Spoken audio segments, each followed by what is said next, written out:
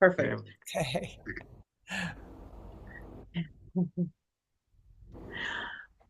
Okay, I will just welcome everybody again.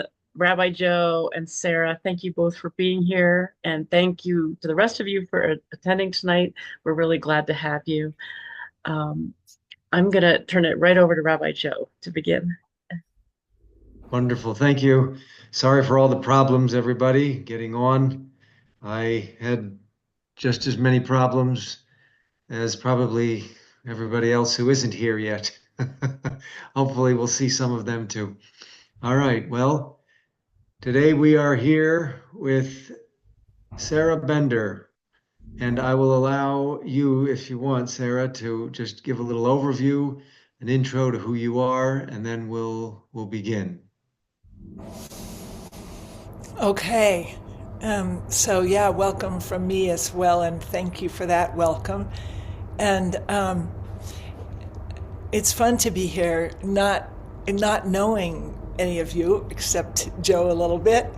And my understanding is that that we'll be having a conversation in which we can talk about questions that come up about my tradition, which is Zen Buddhism.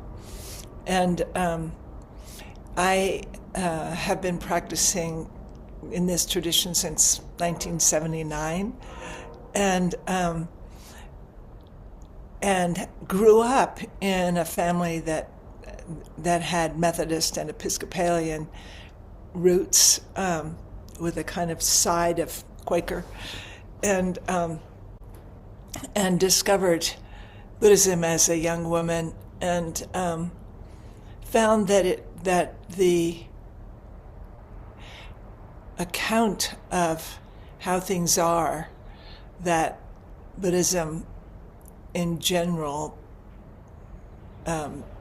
offers, and the practices that are taught for opening mind and heart over a lifetime were inviting, were right for me.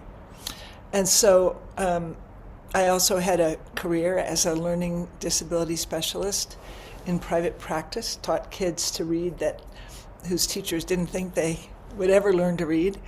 And I have a couple of kids and 4 grandchildren, two in New Zealand and 2 in Nova Scotia. For a listing of all the ways technology is. Oops. And so I find myself now as a teacher of Zen Buddhism. My title is Roshi, which really just means old master, and I've got half of that. I got the old part, and and still working on the other part. And but it's I'm still engaged with this way because I find it so very beautiful. That's the bottom line. It's not that other ways and other traditions don't offer me a great deal, but as far as a home community and a home practice, Zen Buddhism is where I live. Beautiful. Thank you. It's a real pleasure to have you on, Sarah. And should we call you Roshi, or how do we refer to you in general? And if we were in a formal setting, would your name be used at all, Sarah with or last name with Roshi? How would you be addressed? People do sometimes call me Roshi. Mostly people call me Sarah. And And what I do does, have, yeah, oh, sorry, go ahead. Yeah. I do have a teaching name, but it's not something that we use in conversation. What is your teaching name? Just to get a sense of how this world works in Buddhist thought. To be a Roshi is to receive what we call transmission, mind to mind transmission from one member of the lineage to the next, And when that happens, when this ritual of transmission happens, you're given a name that has two parts. One is a name that comes from your affinity with one of the ancient teachers, or and the other, which is really comes out of the heart and mind of the teacher who's giving you Mm. transmission, and has something to do with the lineage you're in. So the part that is of my affinity with a an ancient teacher, Dongshan, is noble servant. That was his private name. And then the rest of it goes, so noble servant in the temple of Heron, dreaming. The dreaming part is the part that's going to run through our whole lineage. The heron part is a heron that showed up when my teacher was dreaming up my name. Wow. Wow. And you said mind to mind in terms of transmission. Could you help us understand that? Zen in as it emerged as in China as Chan, as a particular stream of Buddhism, identified itself as a a lineage characterized by mind to mind transmission outside of the scriptures. And so the traditions that had been widely in more widely known in China were emphasizing scriptural study and the kind of learnedness that had actually come with the tradition from India, and had met also Confucianism in China. But Zen had a lively and deep and ever deepening connection with Taoism which was already present in China. And so it departed from the other ways, and the way that the practitioners of this way identified it really was as mind to mind transmission outside of the scriptures, meaning that what the Buddha discovered, the Buddha's great realization, could be passed on mind to mind, heart mind to heart mind. So you emphasize this time heart mind to heart mind is in the native language. Would the word mind also include heart? Yeah, as I understand it, not being educated in a Chinese language myself, either classical or current, the word "xin," which is used in many of the writings, refers to heart mind as one, inseparable. It's interesting. In Hebrew, we have in biblical Hebrew, there is an overlap of between heart and mind also. So when you were saying mind to mind, I was wondering if there was a dimension also of heart. But yes, okay. Very much And so. And sometimes that connection is described as being like two parts of a token that meet perfectly, so that they identify that the message has been received.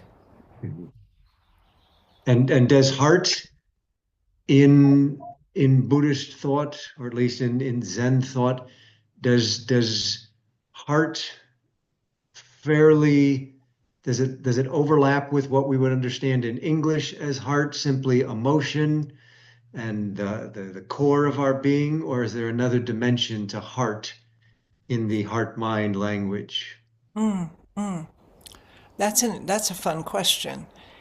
It is inclusive it, of the humanness of heart, with all of its all of those ramifications of emotion, but not only like the heart, what the heart understands, how the heart connects, how our hearts actually becomes, our rhythms become synchronized when we're together. That sort of sense of bodily heart and including emotion, but also the heart of it, I think.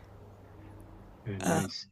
Now, you started off with the term Zen, and we'll get into more specifics about Zen, but you also use the term Chan in terms of in Chinese.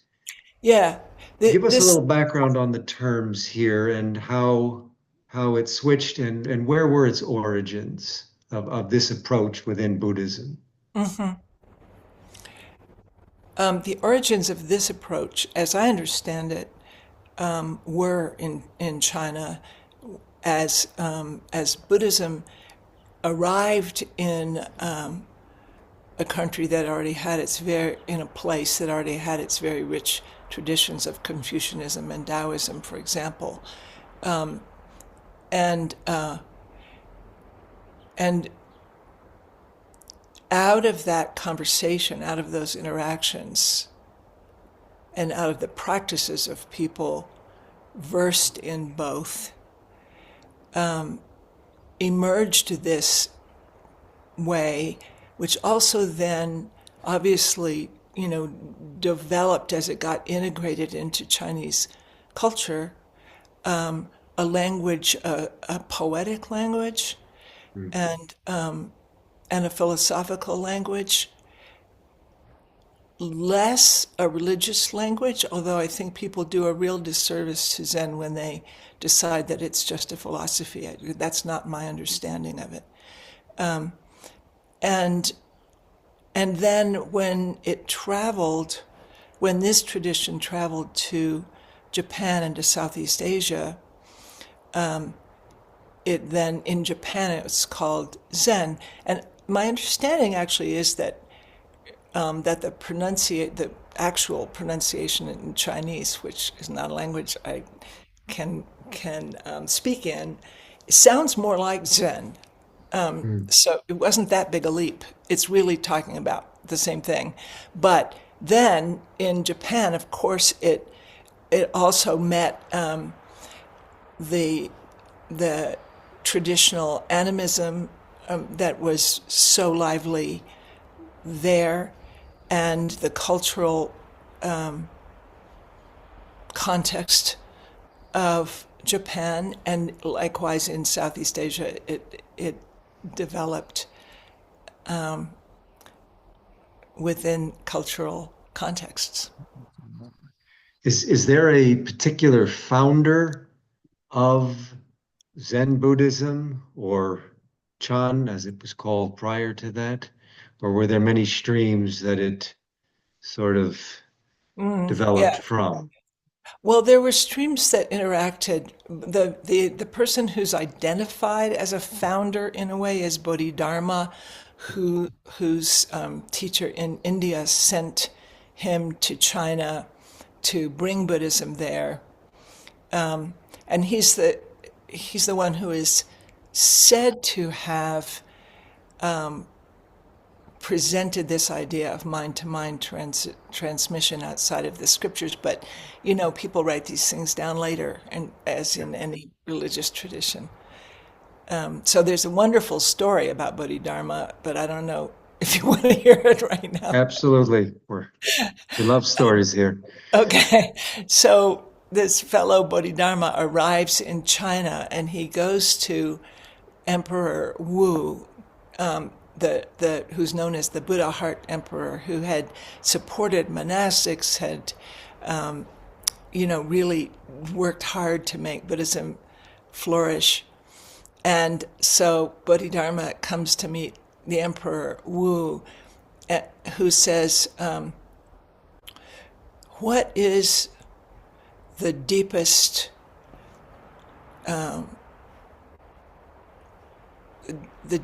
principle of this way, and what's the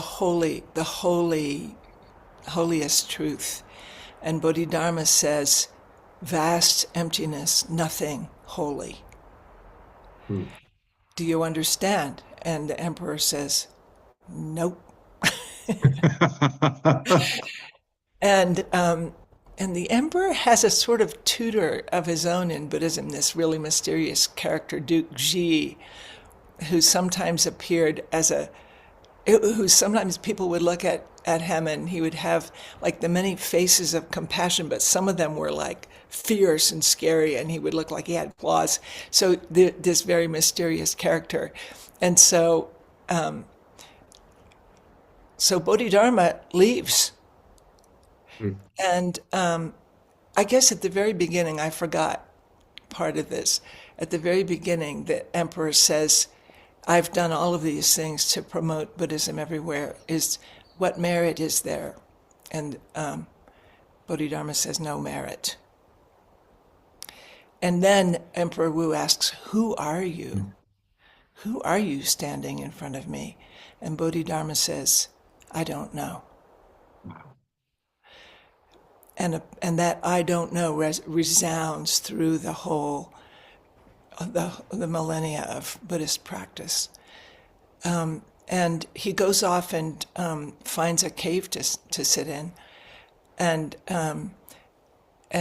crosses the river to go away, ends up in a place, Shaolin, which is known today as the birthplace and a martial arts center. Anyway, and the emperor and Duke Ji says, well, do you understand this? And the emperor says, no. And can you get him to come back? And Duke Ji says, no, he's not coming back. And he never does. But when Bodhidharma dies, Emperor Wu has a memorial put up for him, and very touchingly puts the words on it that say, I met him, but I didn't meet him. Hmm. I knew him, but I didn't know him. And there's deep regret. So anyway, that's a long story. Wow. Story. Yeah. I so want to wander down that little world you just led us into. But And Dad, I'm not sure if you can hear me, but oh my gosh, wow. yeah, yeah. Wow. Can we just end the study here? That is so profound. Thank you for that. Well, That's all I came on to say. Just thank you for that. If that is all I heard, I had the perfect day. Yeah, well, I'll be at your next retreat. Thank you. Sherry, yes, and go ahead, Sherry. Okay, thank you. I was just really curious. I wondered if you would be able to tell us a little bit about how the Zen practice might differ from some other Buddhist forms of meditation. Yeah. Yeah. Zen, the word is translated from dhyana, the Sanskrit, which means absorption. And so the central practice in every form of Zen that I'm aware of is meditation. And meditation, if you look at the Latin roots, means movement to the center.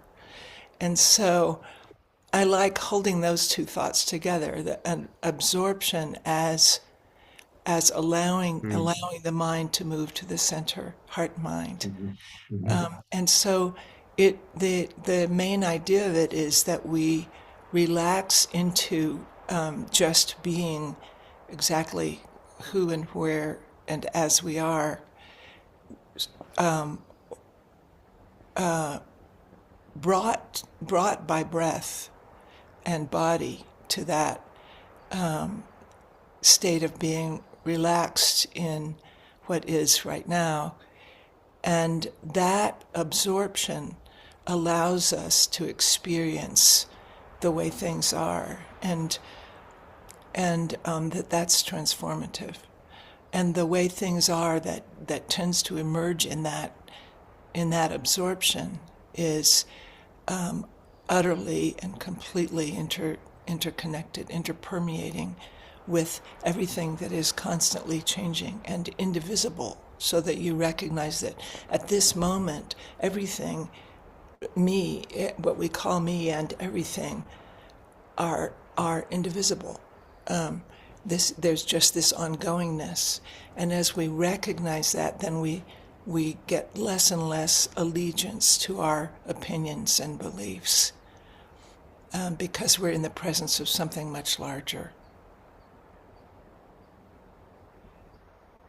So that's the kind of core, as I understand it, that that kind of what's the word, characterizes Zen, but it takes many different forms in many different places. But less emphasis on learning the four thises and the eight thats, Uh-huh. and less emphasis on trying to become something, more emphasis on less trying, more allowing what is to present itself, to come and touch you rather than you going and trying to get it. Thank you so much. So is it like a breath-based practice or not? Or uh, Yeah, although the tradition that I'm in is a Khan tradition. Um, and so, um, so there's, um, hmm.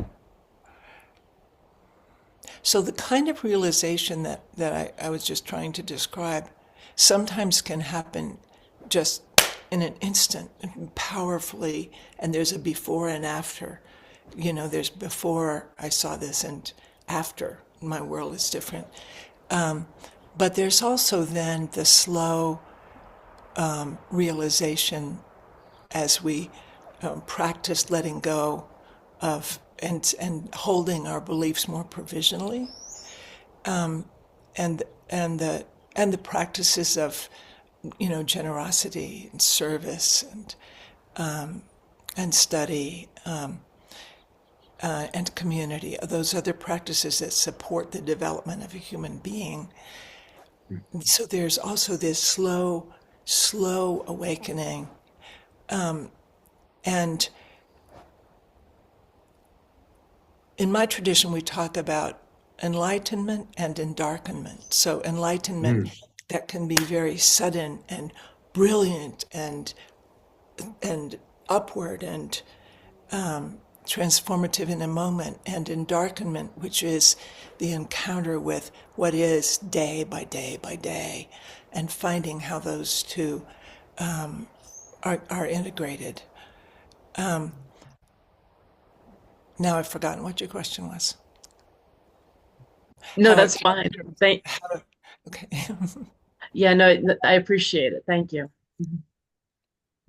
Yeah, oh, you've opened up so many. That's a wonderful question, Sherry, and you've opened us very, very deeply, I think, for this dialogue to explore some areas that we don't often, in our own faith worlds or our faith practices, we don't often explore. And I want to come back to them. I really do, especially with awakening, enlightenment, and darkenment. I want to explore this self, being, becoming, allowing. I just want to give us, before we explore some of these in the next 4 hours, right? We're just going to expand this time tonight. I want to just get a few foundations here to give us a sense. And you started it off, Sherry, with Buddhism and how does this her approach distinguish itself from others. Could we start before we get a little more into the Zen? Could we start off with how does Zen Buddhism, as far as a practice, fit into the overall body, as far as its origin, say, what you would call in this world would be the Mahayana aspect of Buddhism, which comes out of another branch, the Hinayana. And then there's, I guess you would say Tibetan Buddhism is a form, they call it Vajrayana, but it is a form of Mahayana. So could you give us, before we really delve into the world of Zen, could you help us understand the broad background of Buddhism, beginning with who was Buddha? What is his name? And then what are some of the ways that his thought developed into the worlds of wisdom, starting with Hinayana? Just that small Oh, question. yes. Yeah. And then why am I here? And how can I win the lotto? Okay.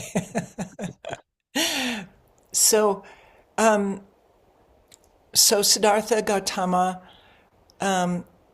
son of a ruler in the Shakya clan in northern India, and there's a lot of wonder around his birth, as there is with any founder.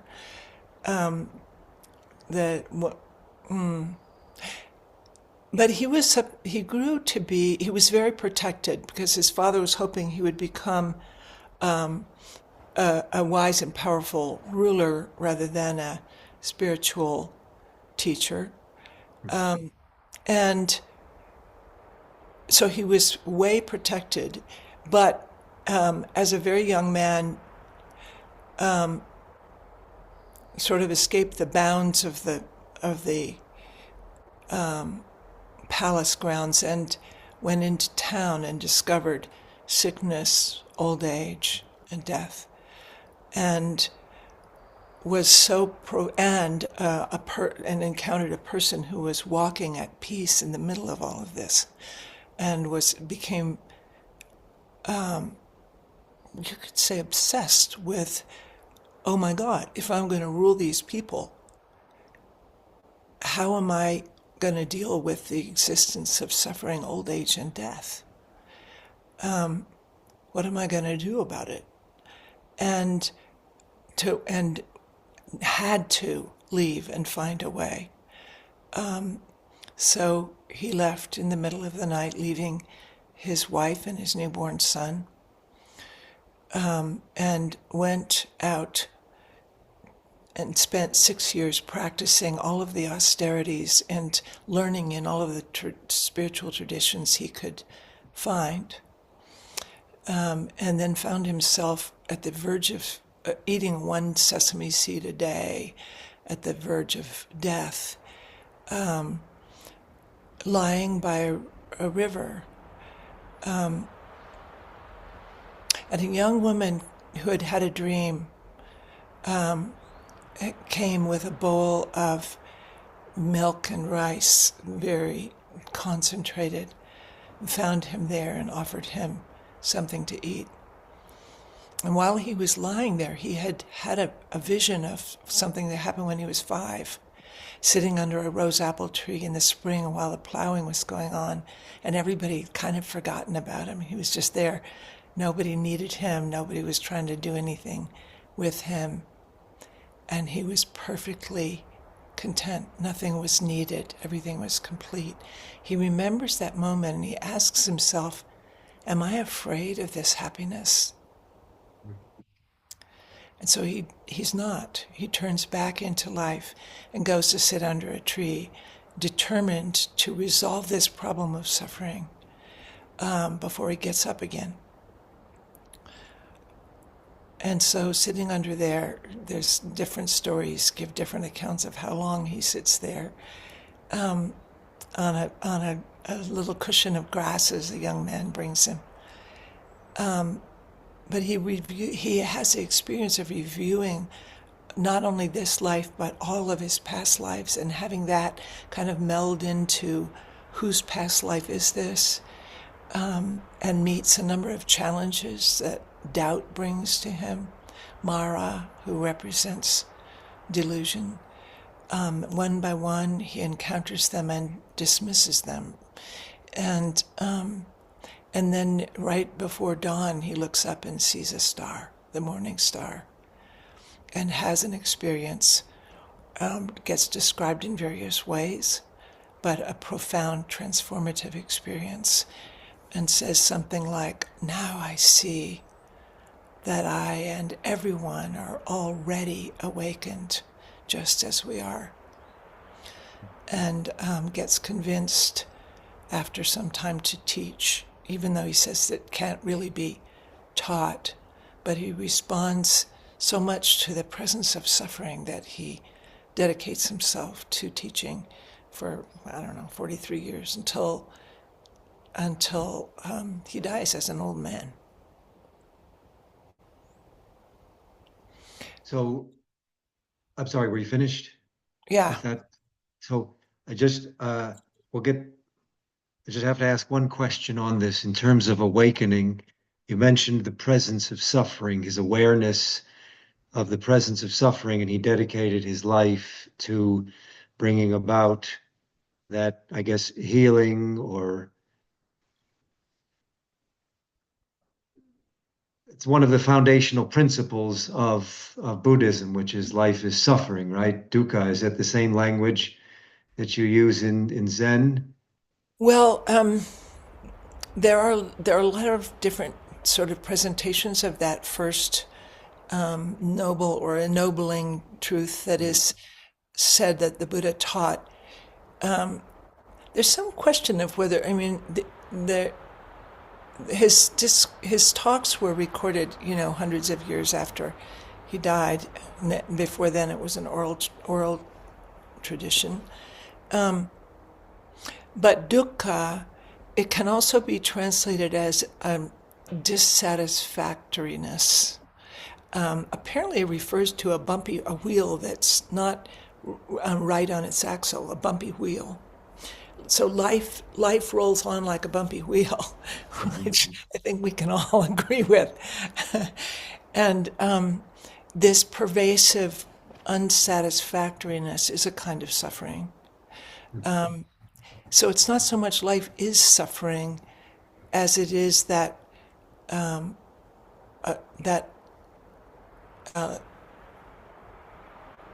that suffering is inevitable in life. And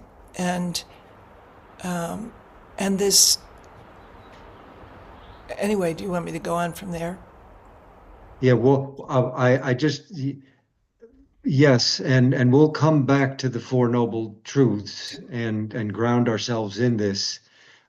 What I wanted to, what I heard, and I never really associated them before because of how you framed it. I want to make sure I'm hearing this right, that his awakening was actually rooted in suffering of others, and his mission, part of awakening, it seems like, part of awakening is recognizing the suffering, the sorrow, the loss, and not just awareness of, but also committing oneself. He committed himself to bring about healing. Yeah. And that's what true awakening is. It's realizing the loss, the brokenness, the aspects of life that simply aren't.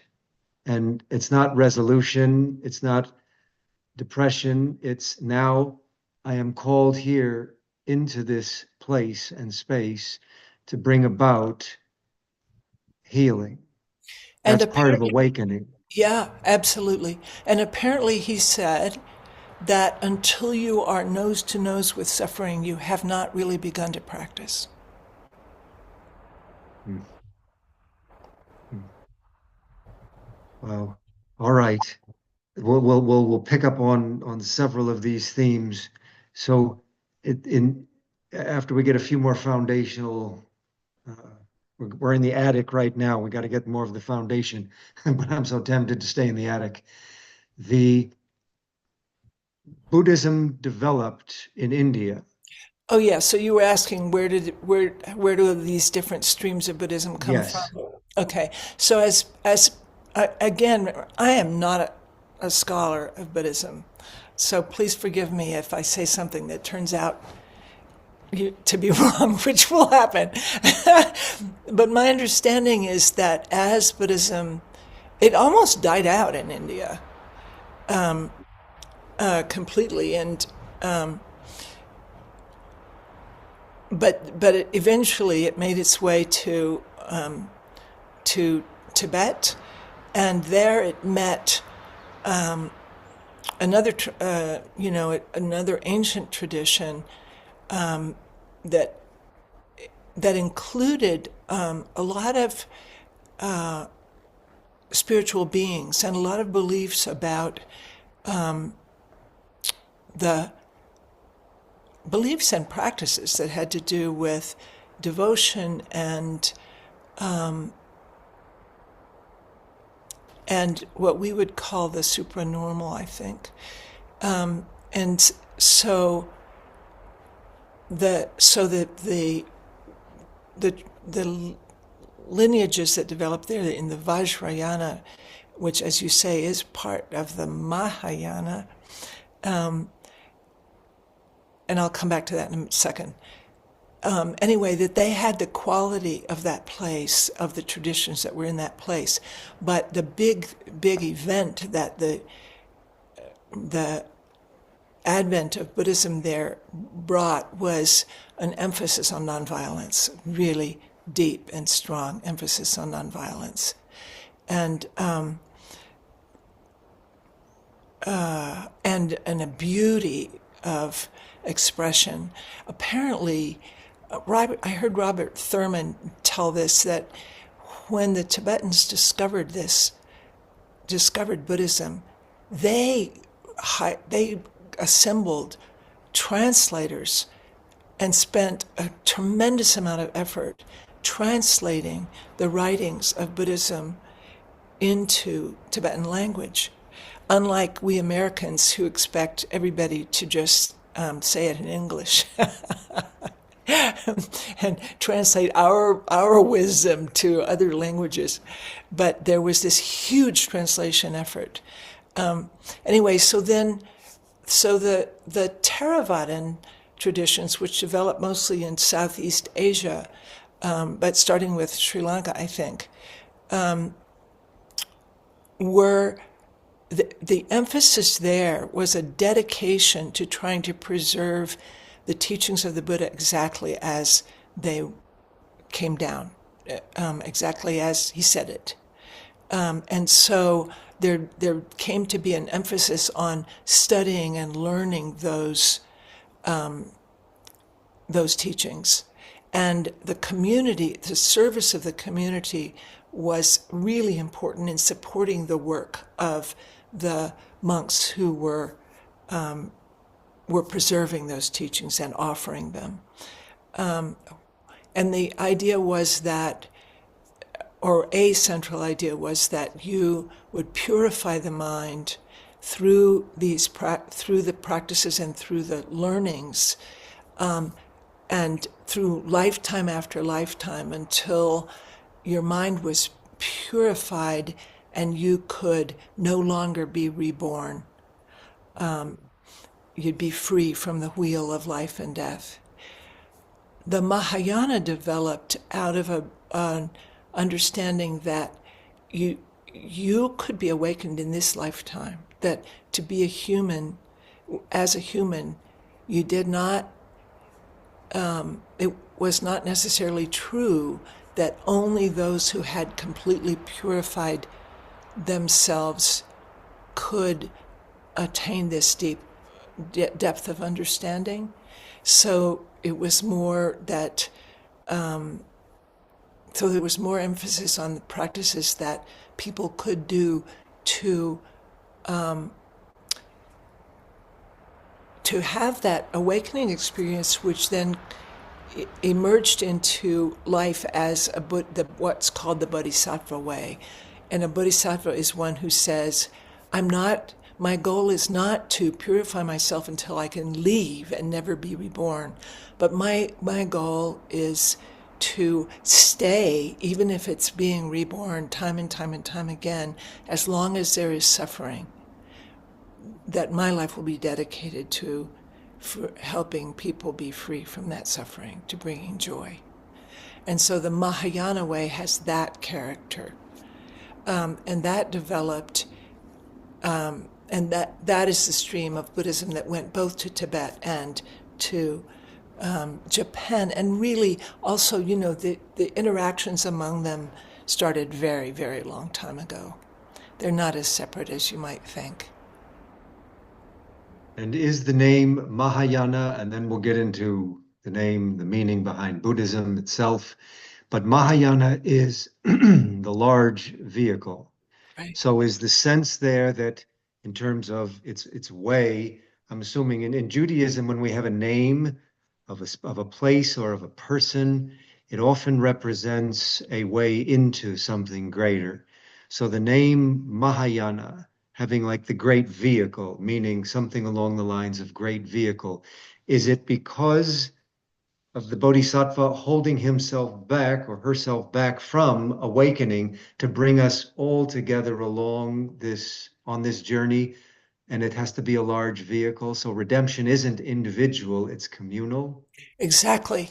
And my understanding that is really, really central to my own experience and my life right now is that there really isn't any individual awakening. There's only the awakening of all of us.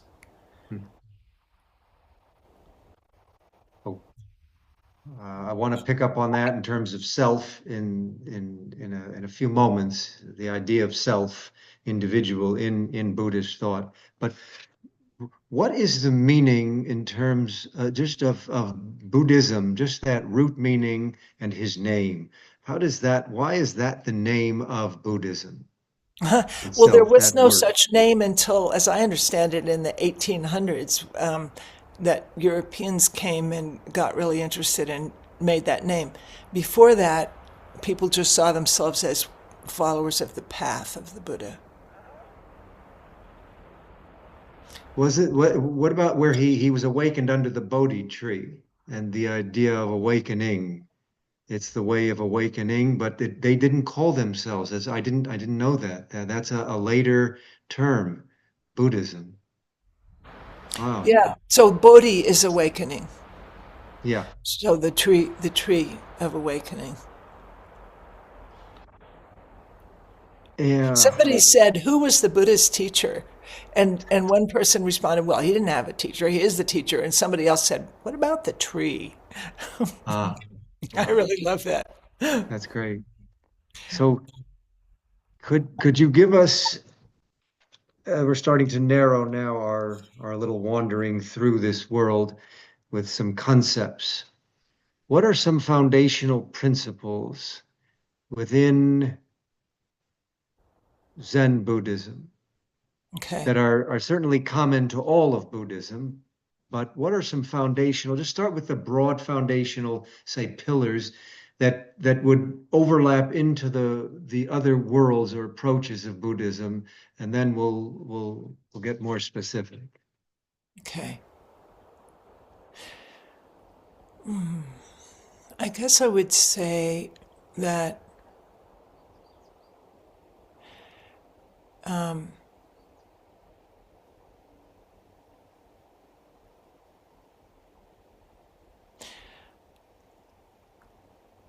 that one of the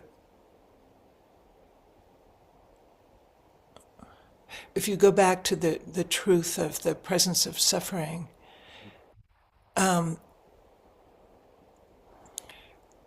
that we suffer in large part because we have some basic misunderstandings about the way things are. So one is that we think that we are a thing and a separate thing that we must protect, and that we could actually see and understand, and that we think other people should be able to see and understand. Why can't they see me?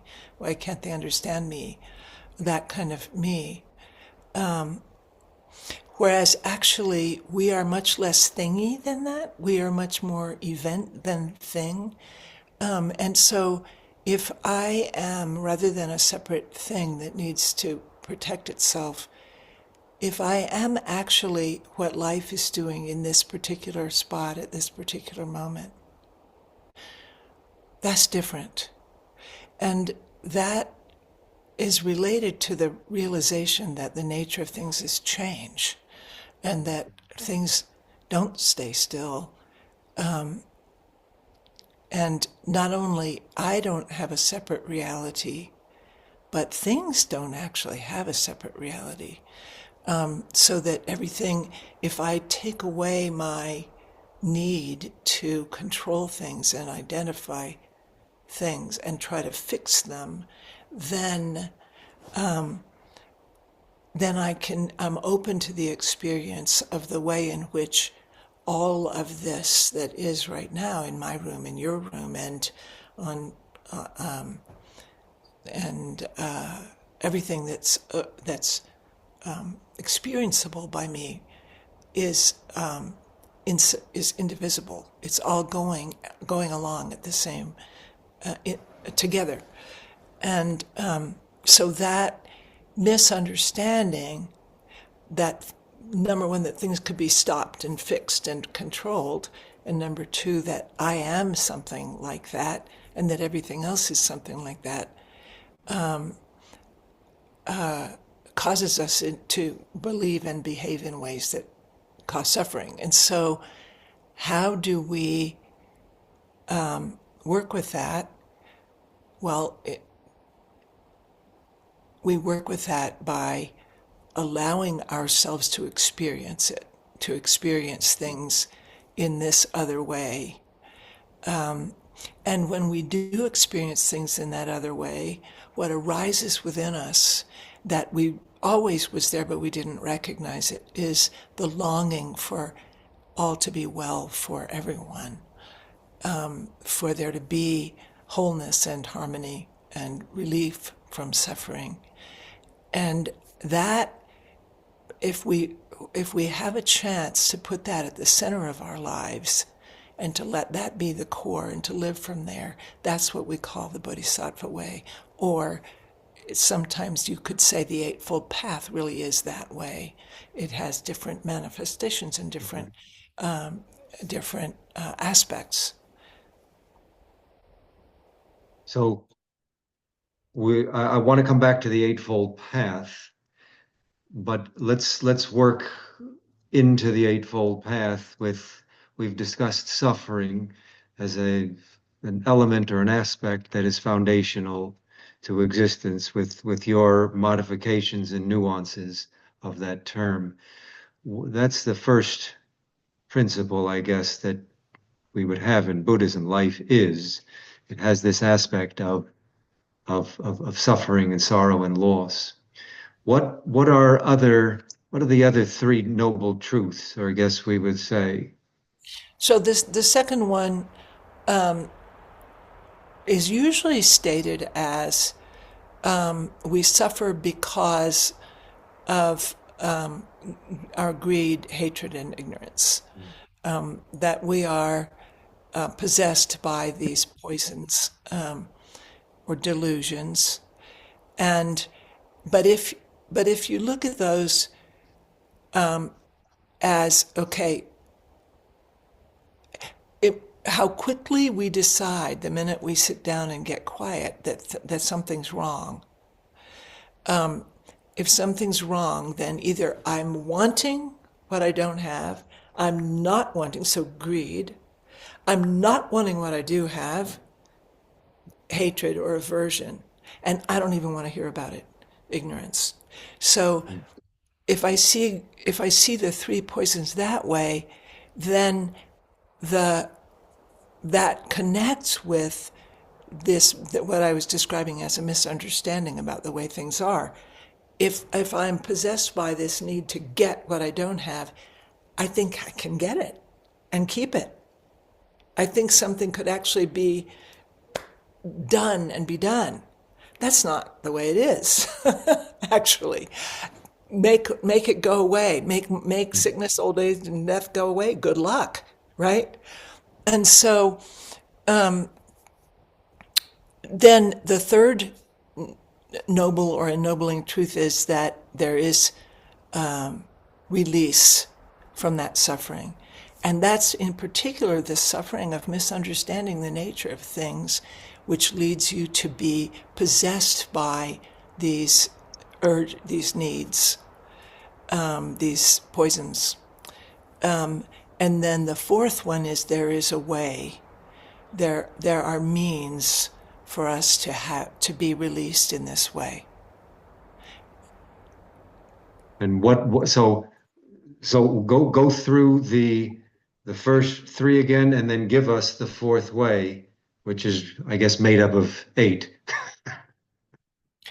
Well, it's often presented that way. In Zen, we actually speak more often of the six paramitas, but Oh, but the okay. So suffering, the truth of suffering, cause of suffering, release, that there is release from suffering or freedom, the freedom that you already have but have to discover, and then the Eightfold Path, the way.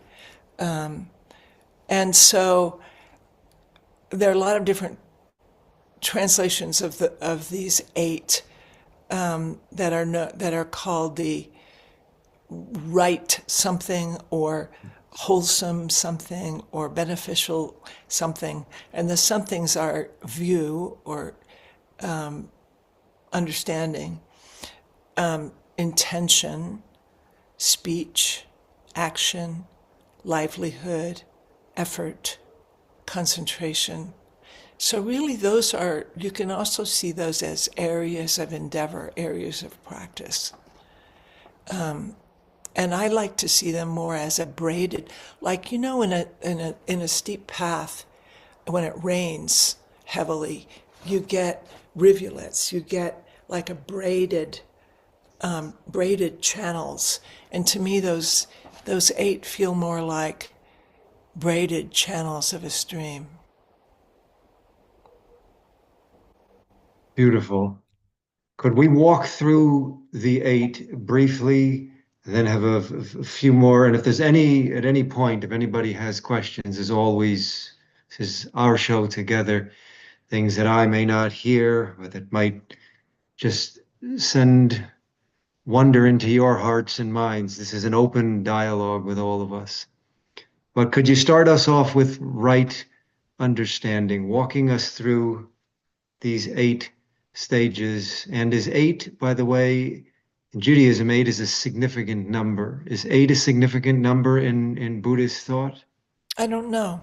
I can't think of a lot of other eights. Yeah.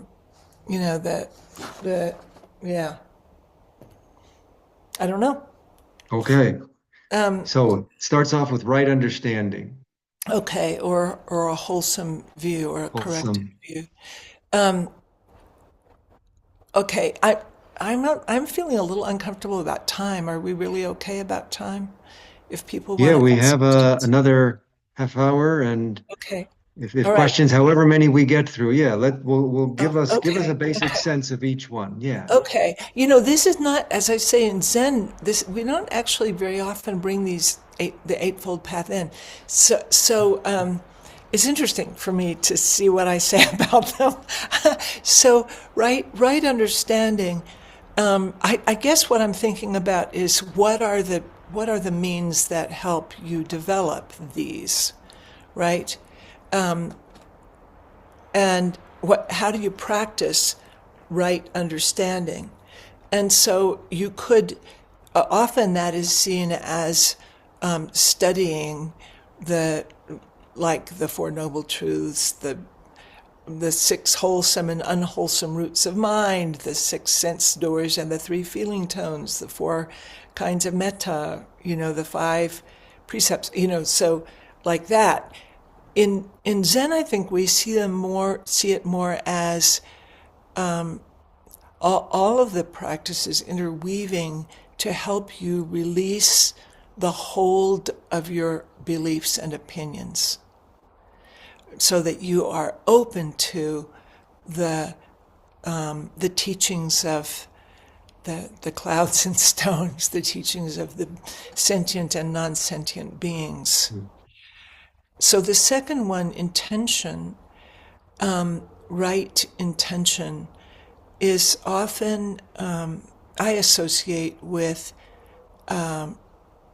refuge and with vows, so that, and we have in my tradition quite a lot of emphasis on taking refuge in the Bodhisattva way, which is to take that yearning that is foundational in your heart for all beings to have less suffering and more joy, and to bring that to the realities of your everyday life, the things that you do that are helpful and the things that you do that are not helpful, that are harmful.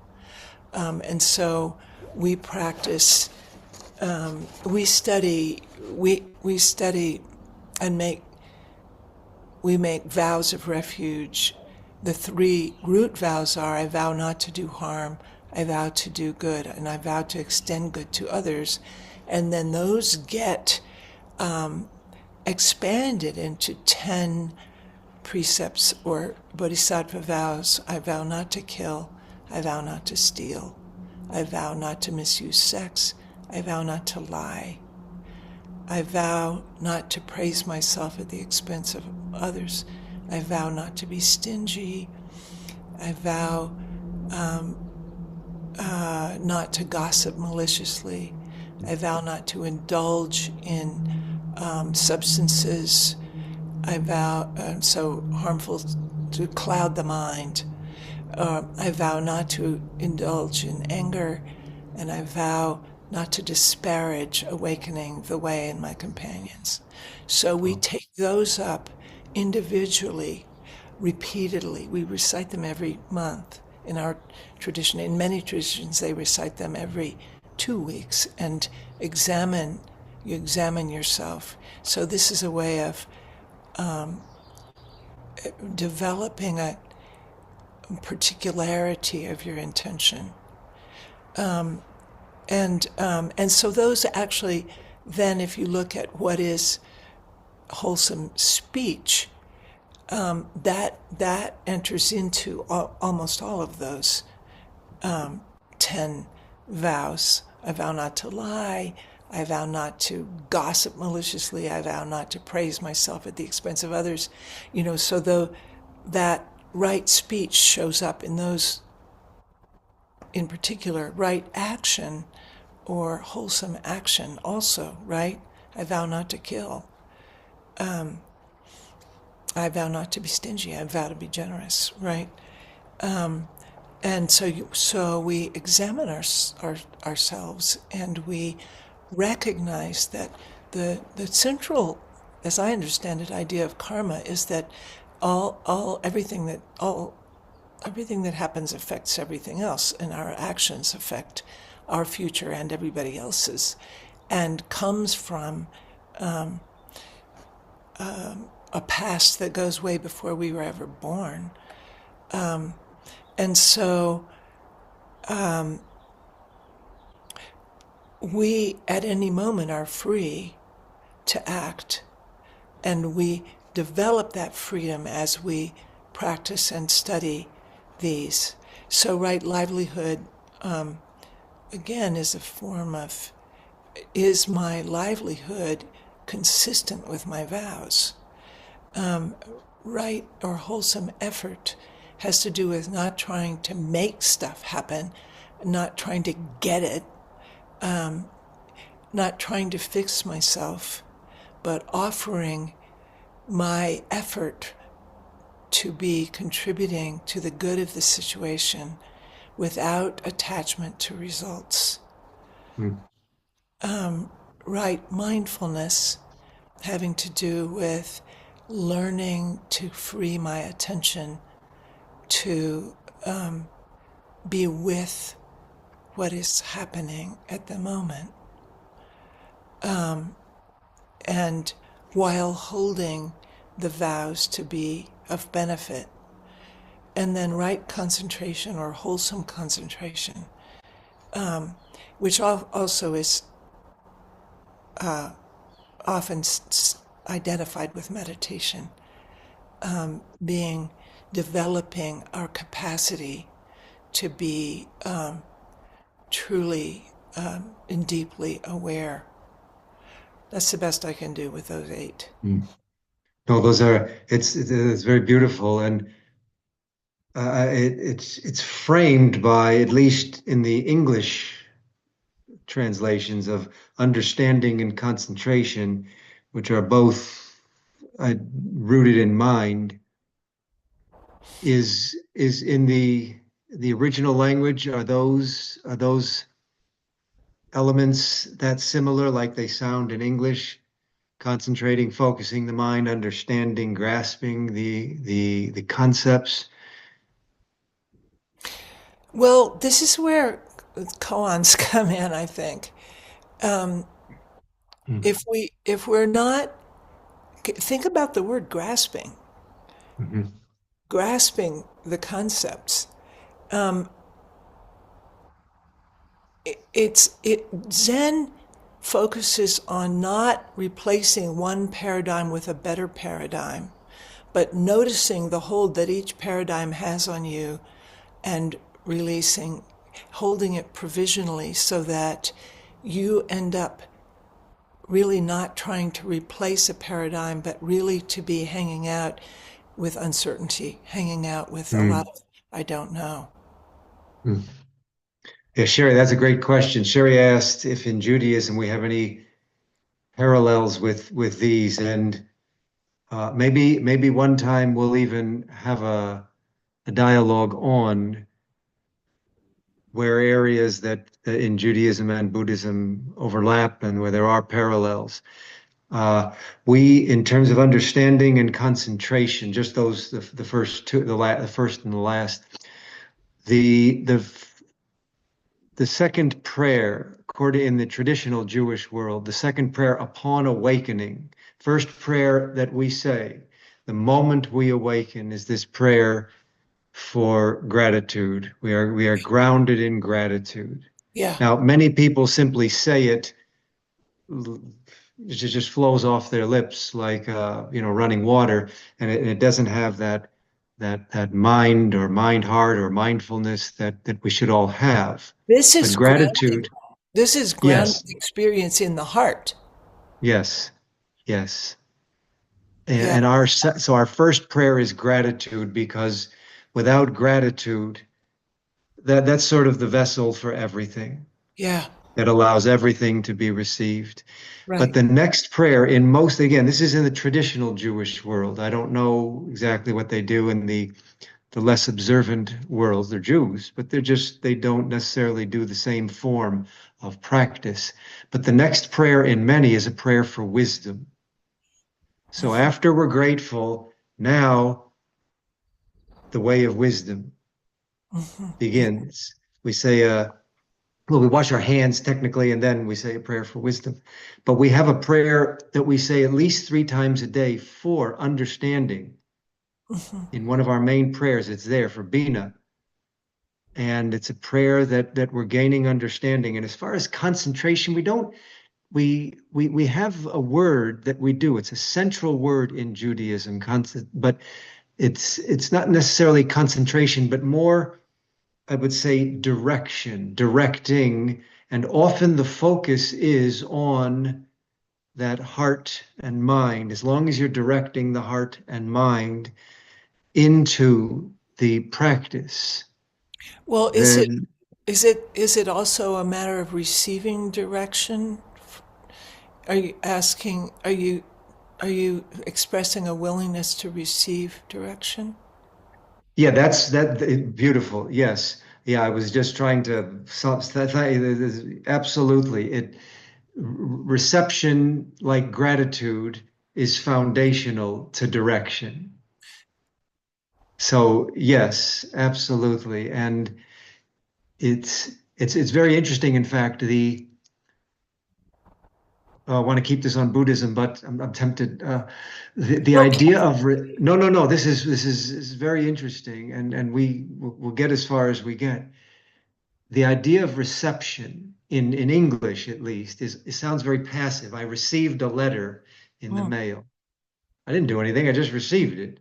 But in Judaism, reception isn't simply passive. There's also an active dimension or dynamic to the passive receiving that we are involved with.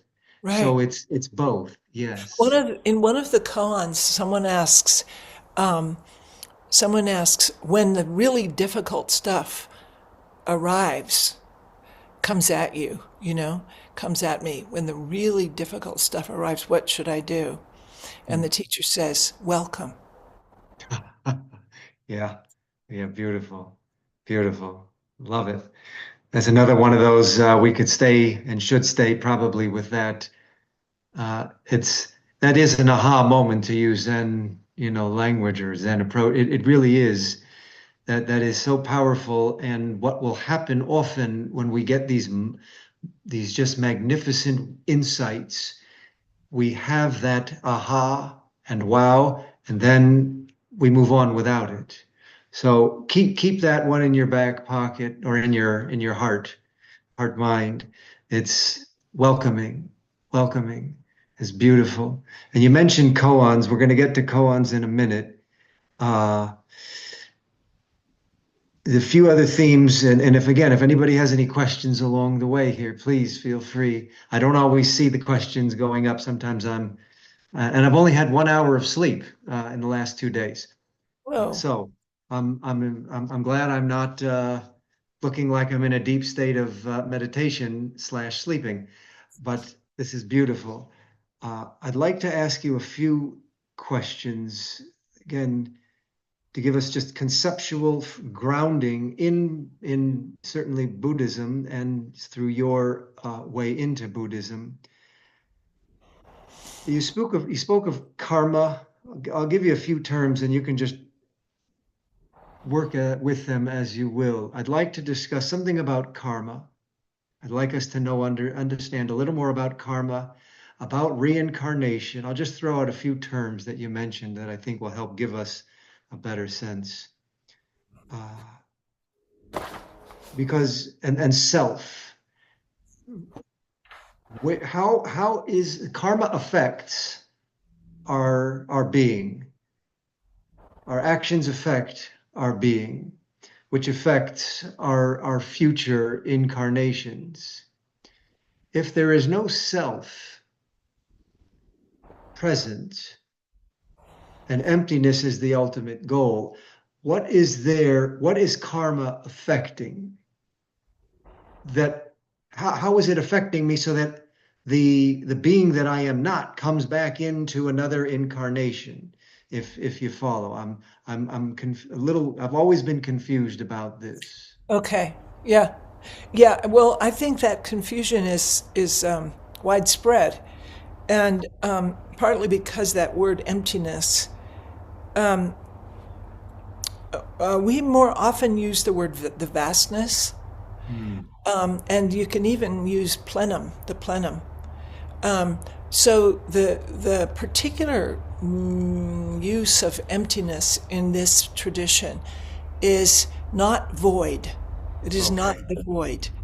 It is the essential nature of things, which is not to have a separate existence. So yes, so there's this beautiful poem in that says, we and everything are interwoven and not interwoven, and this interweaving goes on without end while each thing stands in its own place. Can you say that one more time? I want to hear that one more time. We and everything are interwoven and not interwoven, and this interweaving goes on forever while each thing stands in its own place.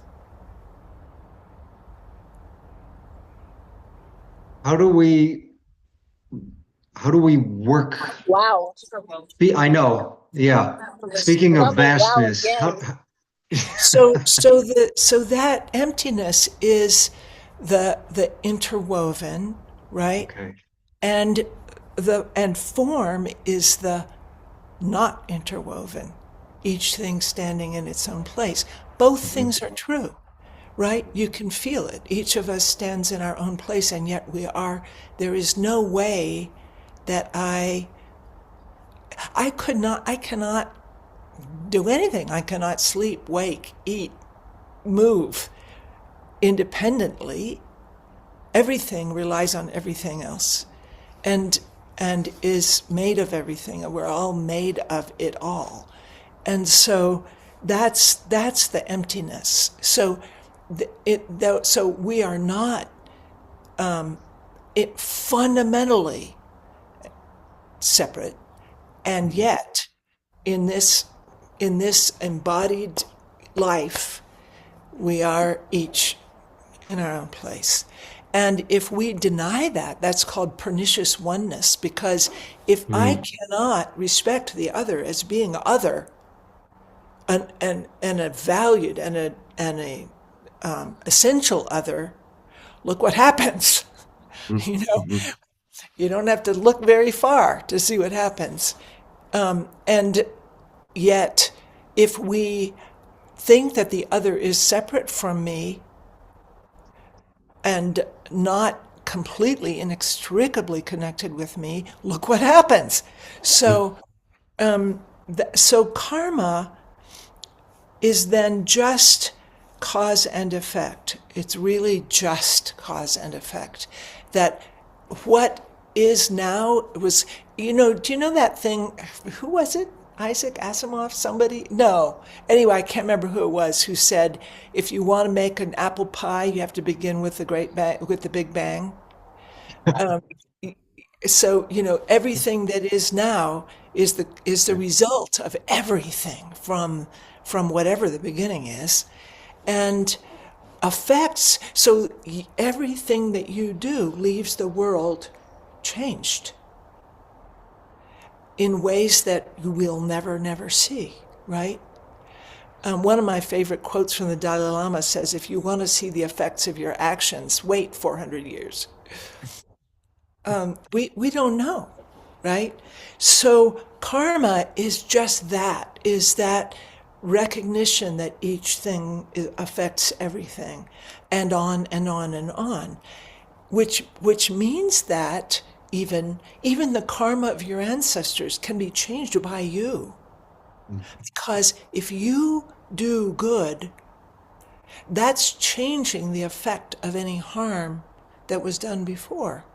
mm, And so karma is really about freedom, not about being bound, but it's also about the recognition of the way cause and effect. As far as rebirth, I don't know anything, but what I certainly am convinced of is that that there's not nothing after we die, mm. and and that's mysterious that some young children can remember lives that were before. So, but as far as you'll be punished in the next life for Mm. what you did in this life, that just seems way too simple. Yeah, yeah. Um, I reject that. It does not. There is mercy. There is change. And yes, what we do affects us and everybody else. So can I ask, and then I'll give you just a couple of more. I want to ask one just follow-up question. If this is a way in the poem that you, I don't know whose poem that was. If that's I guess It was comes that a from Zen poem? it's called the Shin Shin Ming, and it's it's sometimes shoot, I just don't Is it have it. Zen? It's older than Zen, It's I older than believe, Zen. Okay. Okay. Well, speaking of but that, but it comes from China, so maybe it is already Chan. I'm not positive. okay, okay. In trying to just bring so that when we leave, I always hope that whatever study I'm engaged in or moment of ritual or prayer or dialogue, that hopefully I have many, many gems to take with. But I want to make sure I understand this poem because you were speaking of the vastness and also the interwovenness and the we, but also the we are not. So could we say that on a very broad sort of poetic mystic in a mystic way that we are that we are that vast interwovenness Hmm. and we are also not. Hmm. So when we And say no self, it just mhm, means that the way we usually understand the self as a separate thing is right. not the whole truth. And if when you spoke of the pernicious oneness, if when we speak of self, is that sort of a manifestation of pernicious oneness when we have just that sole identity of self rather than the vast interwovenness of Actually, existence? it's more the reverse. It's the It's reverse. Okay. if we think we're all one. Ah, ah, That's that, okay.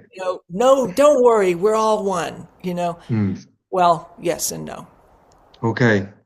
So is the oneness, there is a oneness, we all there is some grand oneness, but what how does this echo in your ears or heart and mind and being? How about an intimate oneness with the vastness and the interwovenness? Because Yeah. is there an individuality even though there are issues with the self? Can we have an intimate oneness and a presence with the vastness? Um, I think that maybe we, yeah, but I think that's not the way we usually talk about oneness. Okay. We really, that Zen talks about intimacy a lot. Mhm. That when we have deep realization of this, the experience of it is intimacy. So intimacy with oneness. Intimacy with each and everything that appears, Okay. and intimacy with our own experience, and intimacy with the vastness as well. Yeah. Yes. Wonderful. All right. In the last couple of minutes, I think there's no better way to leave, at least this dialogue, than for you to leave us with two thoughts or two reflections. One, since you mentioned your practice is a practice of koan, give us just a sense of what that is in a couple of minutes, and then leave us with the idea of metta. What is a metta practice? Mm, And okay. how does koan help us ultimately? I'm assuming the metta is quite foundational. Actually, metta as a practice is much more characteristic of the Theravadan tradition. But these days there's so much need that I think every Buddhist I know practices metta, Okay. whatever tradition they're in. Okay. Um, So and explain both of those terms for us, what they mean in a simple English, and then give us a parting shot and leave us with some insights into those okay, approaches. so I'll give you a koan to play with, and when you play with a koan, most of the a good many of the koans are records of enlightening encounters. And they are of such a power that when you bring them deeply into your heart mind, you are participating in that encounter, even though it may have happened 1,000 years ago. So one example is actually that story about Emperor Wu Mm. and Bodhidharma. That's a koan. And what can you just define koan for everybody The simply? word comes from the Chinese gong an, which meant a public case. And I like to think of them as, for instance. For instance, this. What about this? Mm. Is sort of what a koan is. But it's something that we try to approach not intellectually, but by bringing it so deeply into heart mind that it evokes something that is Mm. life changing, in either a small way or a large, sometimes a very large way. So one koan that's often misquoted is the one that asks, what is the sound of one hand? It's not one hand clapping. What is Ah, the sound of the one hand? That is one very powerful koan for, and so it's not you're going to figure it out. It's you're going to bring it into the deep silence and stillness of your meditation and see what happens. So another koan that's a little bit easier to hang out with says, and that one did come out of an interaction of teacher and student, from the teacher what's his name? It'll come to me in a minute. But so another one is this. It just says, "This is the stone drenched with rain that points the way." Mm. This is the stone drenched with rain that points the way. That's a koan. You just bring it into your stillness, into the depths of your heart mind, and see what happens. Mm. So what was the other question? Just Metta. parting, yeah. Okay, so I don't think I can very quickly. I guess what I would say is that metta practice is the practice of it's a practice of the imagining of the heart mind, where you bring into your heart mind the presence of someone, whether it's someone who's dear to you, someone who's neutral, someone that you have a terrible time even thinking about, or yourself, which might be in any of those categories at any given moment. You bring into your heart mind the presence of that person, and you extend to them the wish. You send out the wish for them to be free from suffering and the causes of suffering, to experience well-being and the causes of well-being, etc. And you can find it in many, many sources, and it's a really beautiful practice for right now. Yeah.